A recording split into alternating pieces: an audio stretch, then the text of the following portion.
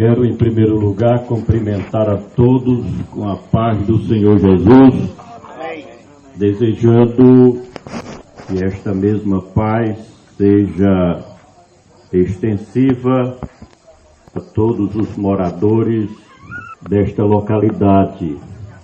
Dizer da nossa satisfação e alegria retornar a este lugar para anunciar o Evangelho do Senhor Jesus. E o que é Evangelho? Evangelho é boas novas.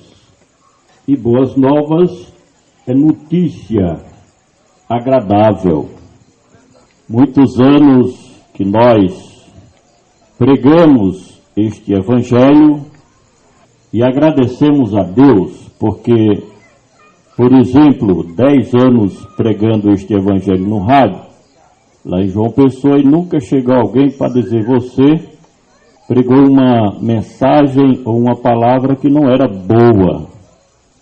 Porque quem prega o Evangelho prega uma mensagem boa, uma mensagem agradável, uma mensagem que chega não somente nos ouvidos daqueles que nos escutam, mas aqueles que ouvem a boa mensagem do Evangelho, logicamente abre espaço mais profundo na alma e no espírito para receber a boa semente do Evangelho glorioso do Senhor Jesus.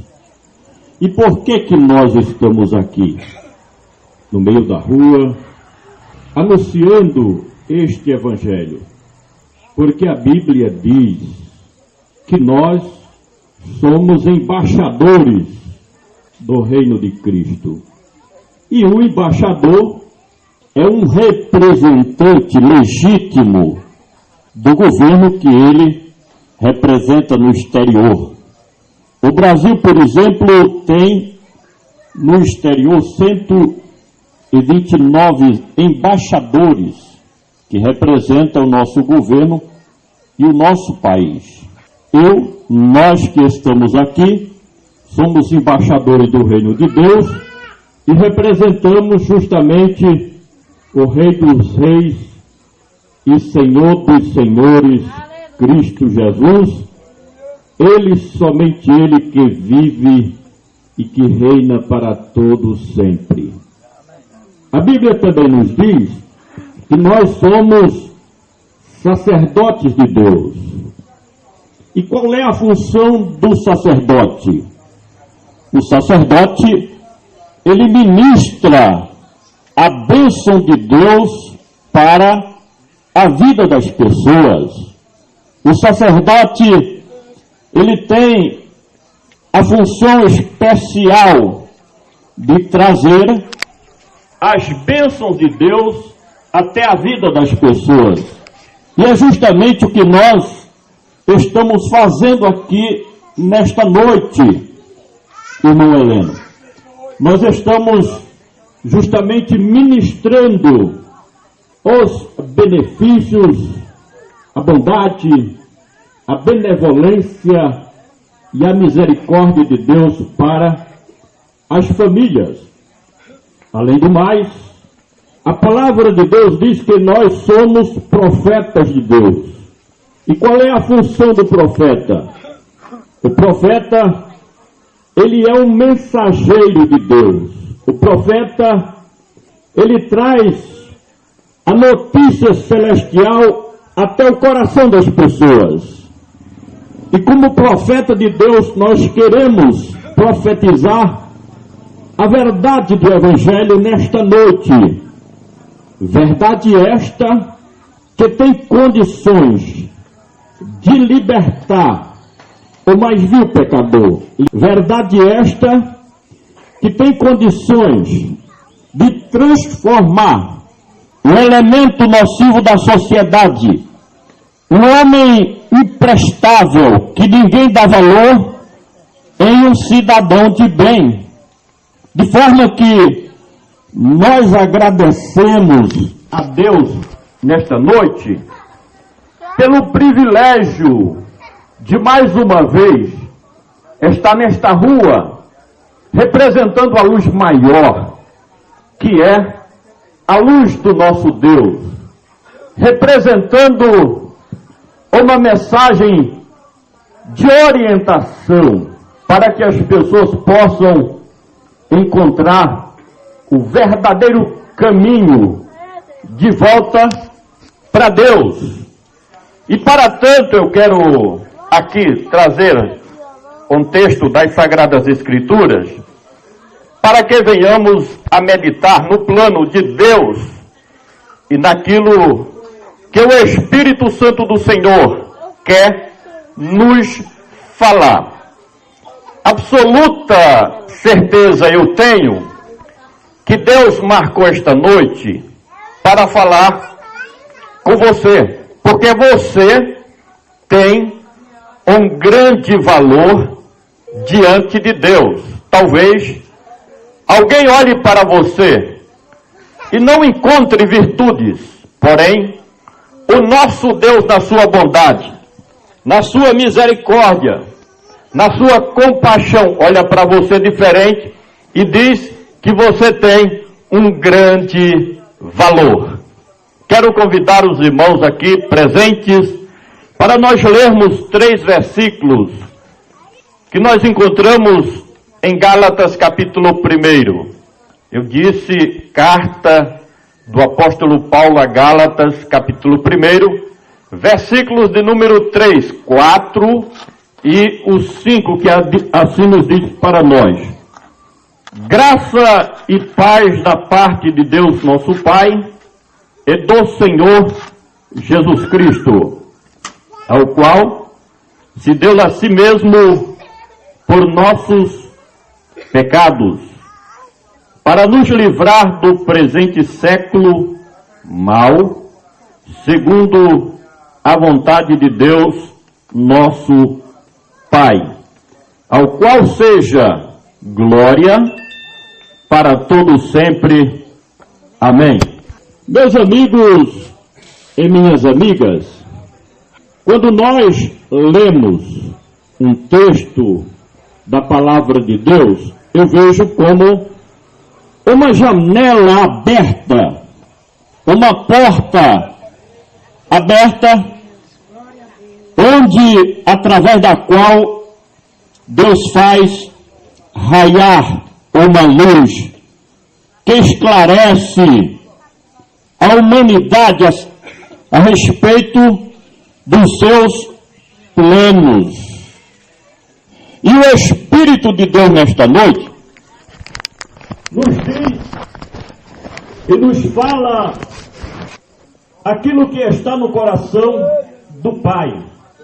O escritor, quando escreveu essa porção bíblica da palavra de Deus, ele não colocou palavras aleatórias. Não, senhor, não, senhora. Tudo que está registrado neste texto bíblico tem o seu devido apontamento, direcionamento, tem uma direção certa.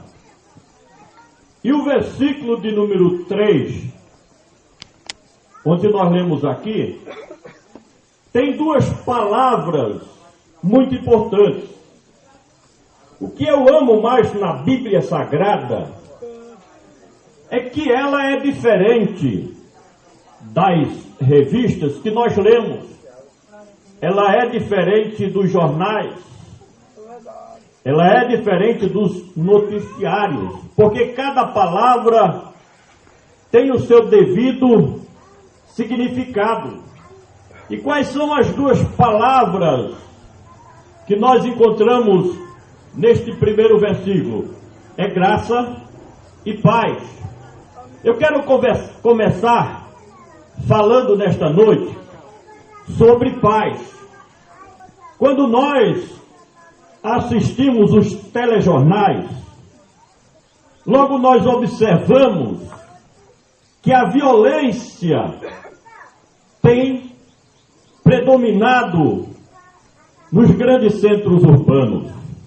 Como já foi falado aqui nesta noite, muitas vezes nós lemos ou assistimos, ouvimos a triste notícia de um pai contra o filho, ou vice-versa, dos filhos contra os pais. É uma guerra civil que tem se instalado no nosso país e, por que não dizer, no mundo. E eu estive pensando sobre este assunto e chegamos à conclusão que o que mais o mundo precisa na atualidade, nesses dias que nós estamos atravessando, é de paz.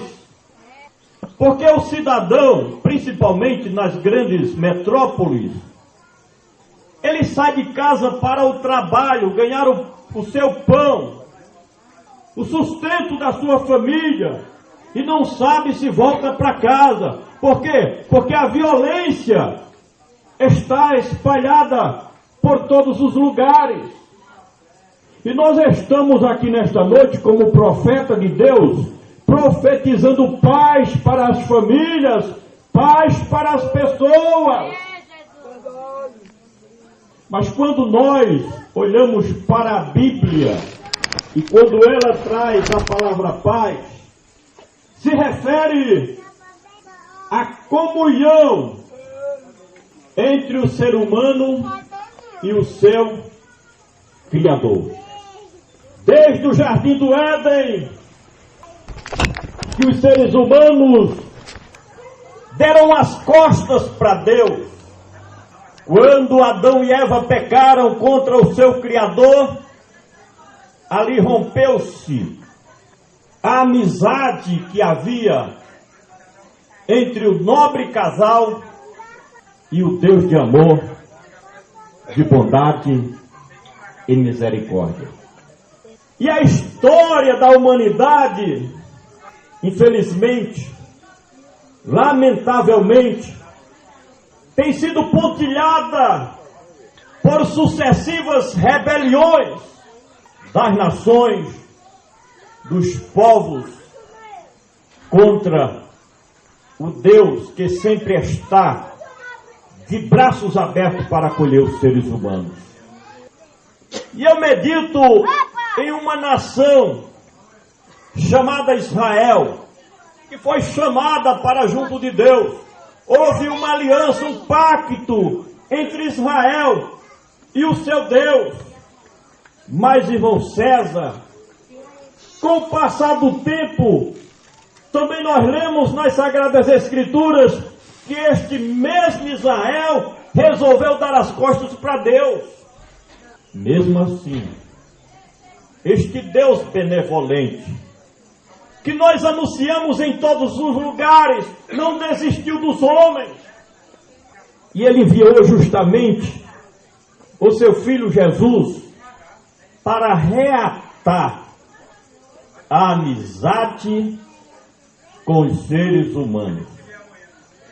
A vinda do Filho de Deus, irmão Francisco, o Senhor Jesus teve uma importância fundamental na história da humanidade. Você sabe por quê?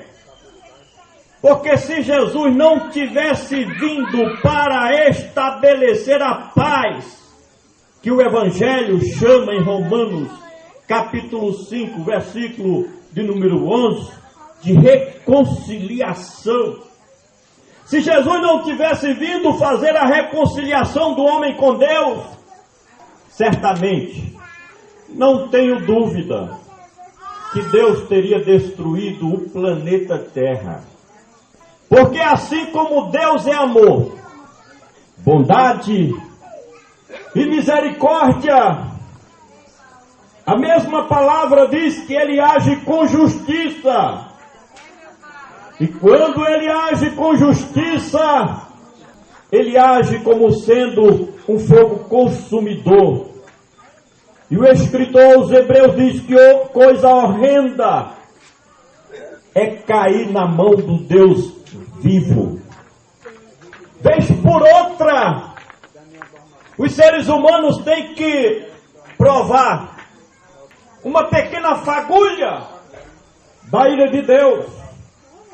Por isso que nós ouvimos nos noticiários os terremotos, as maremotos, destruição, vendavais, acidentes e coisas terríveis que vez por outra Deus toca de cima dos céus a terra e diz: eu estou aqui e eu tomo a devida providência sobre a nação, o país ou o mundo ou a terra que não obedece aos meus planos. Mas a vinda de Cristo, ela veio resolver o problema da inimizade do homem para com Deus, não de Deus para com o homem, porque sempre Deus quis ter negócio com os seres humanos. Deus sempre tomou atitude para abençoar os filhos dos homens. Não existe nenhum ser humano, por mais pior que ele seja, que diga que não é beneficiário dos favores divinos. Não existe. O homem pode não reconhecer que é o legítimo beneficiário das bênçãos celestiais, mas Deus, todos os dias, derrama os seus favores sobre os filhos dos homens. E esta paz se tornou possível com a vinda do Filho de Deus. Os céus abriu todas as possibilidades a fim de que o ser humano possa se voltar para a vontade do nosso Deus. Eu li aqui no texto que diz que tudo o que aconteceu foi de acordo com a vontade de Deus.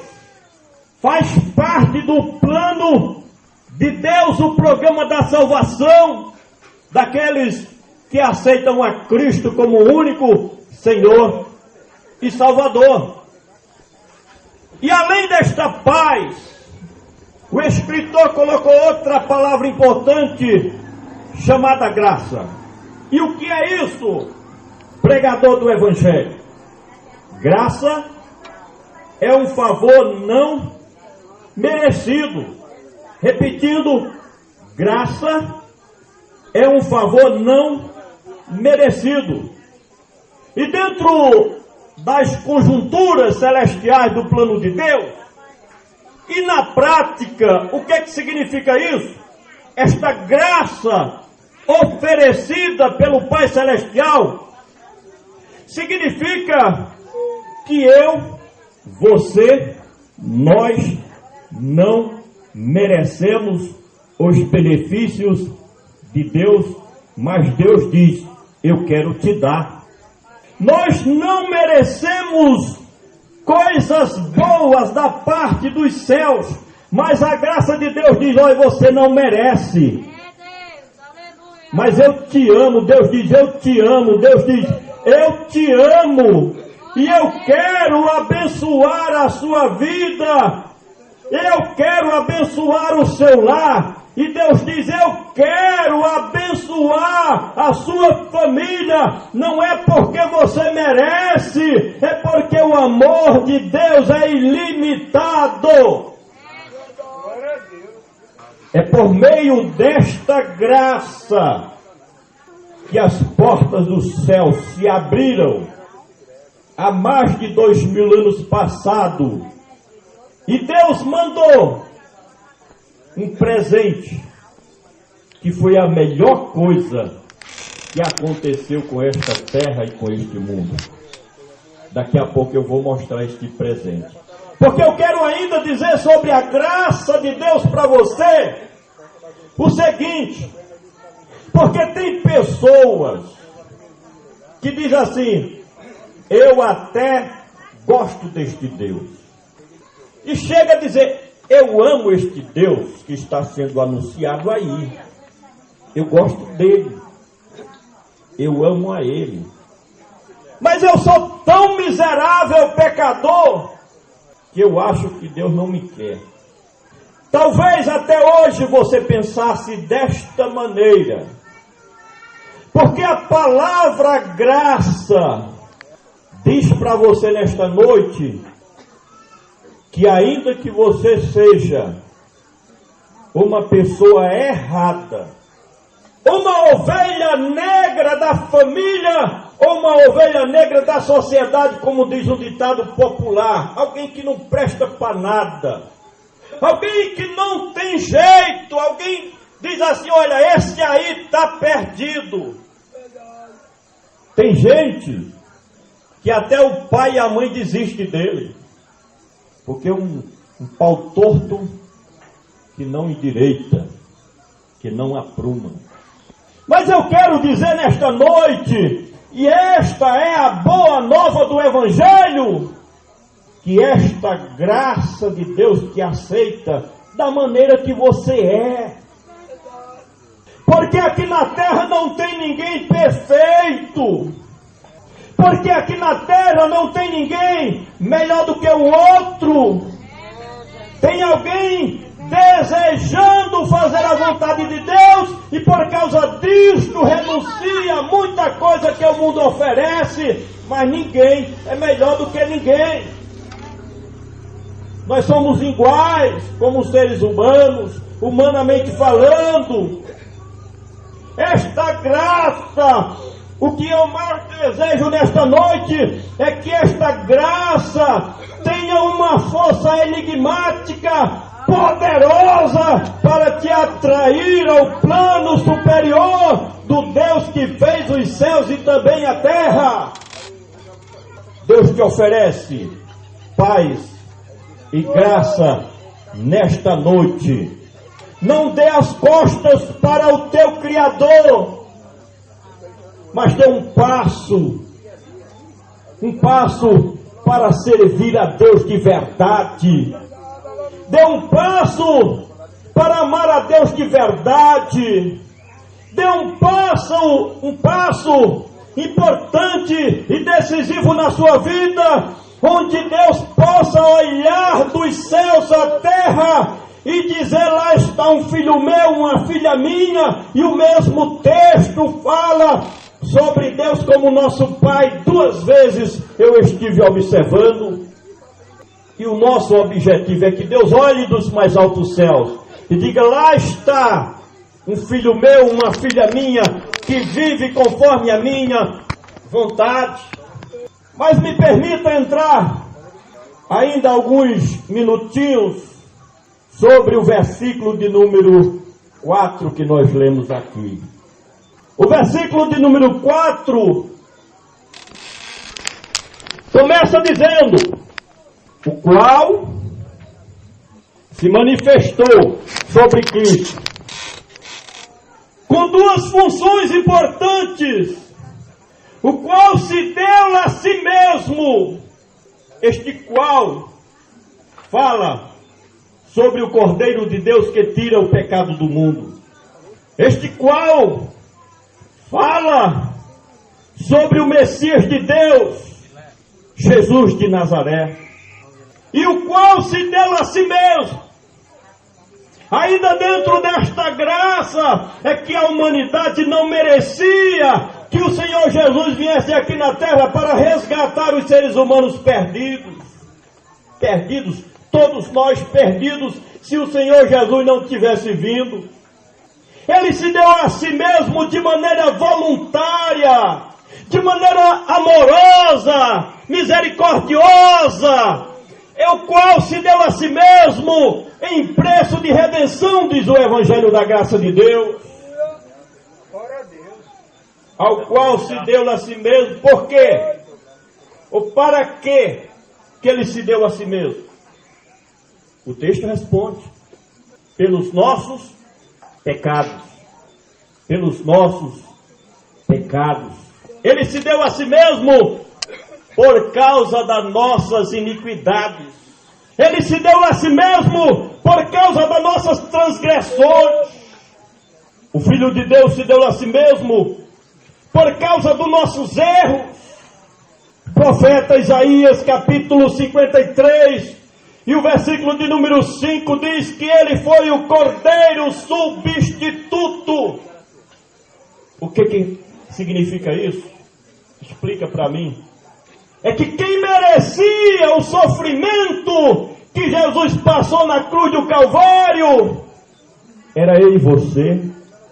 Quem merecia tantas perseguições que ele teve que atravessar era eu e você. Ninguém sofreu mais do que o Senhor Jesus. Ninguém. Nenhum ser humano sentiu tanta decepção. Porque a Bíblia diz que ele veio para o que era seu e os seus não o receberam. Rejeição total. As autoridades políticas do seu país, já com 2 anos de idade, queria tirar a vida do verbo que se fez carne e habitou entre nós. As autoridades religiosas se macunaram, sempre querendo acabar com a vida daquele que o Evangelho diz em Atos 10 e 38, que ele só fazia o bem a todos os irmãos.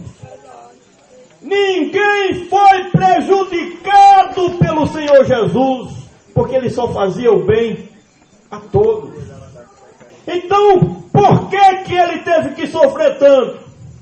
Em nosso lugar, em meu lugar, em seu lugar. Quando nós damos as costas em não aceitar este Filho de Deus, nós estamos dizendo: olha, eu não aceito os benefícios da crucificação do Senhor Jesus. E ele veio aqui por causa dos nossos pecados. Sabe por quê? Porque é o pecado nosso, é a nossa transgressão, é os nossos erros que nos separa de Deus.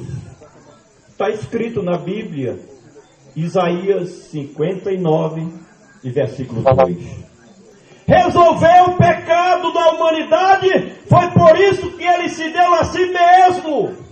Mas tem mais um motivo: para nos livrar deste presente século mau. Está no texto que nós lemos aqui. Oh, louvado seja Deus. Para nos livrar deste presente século mau. Meus amigos e minhas amigas, este presente século mau representa tudo que o mundo oferece e que afasta as pessoas de Deus. Porque muitas vezes o homem, ele até tem vontade de servir a Deus, de amar a Deus em primeiro lugar, mas o materialismo passa uma rasteira no cidadão e ele gasta todas as suas energias, e o ser humano gasta toda a sua vida correndo atrás de bens materiais, de coisas dessa terra, e esquece de Deus.